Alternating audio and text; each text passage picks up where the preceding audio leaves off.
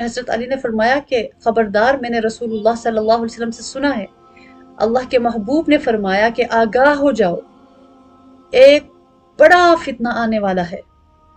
میں نے عرض کیا یا رسول اللہ صلی اللہ علیہ وسلم، اس فتنے سے نجات پانے کا کیا ذریعہ ہے؟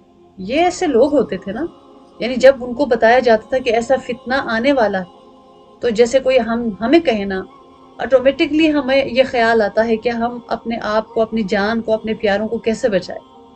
لیکن ان کو پتا تھا، ان کی تربیت ہو چکی تھی کہ جو فتنہ ہے اس کا نقصان کس کو ہونا ہے؟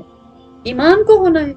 تو فوراً وہ عمل کی طرف رجوع کرتے تھے اور طلبگار ہوتے تھے کہ ہمیں کیا ایسا کرنا چاہیے کہ ہم بچ جائیں۔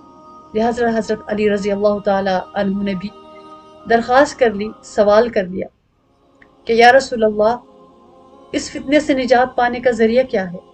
تو اللہ کے محبوب صلی اللہ علیہ وسلم نے ایک جواب دیا، اور وہ جواب اور وہ نعمت جس کے حوالے سے جواب ارشاد فرمایا میرے اور آپ کے پاس بھی ہے، اور یہ خاص رب العالمین کی مہربانی ہے ہمارے اوپر۔ اور کیا اللہ کے محبوب نے فرمایا کہ وہ نجات کا ذریعہ اللہ کی کتاب ہے۔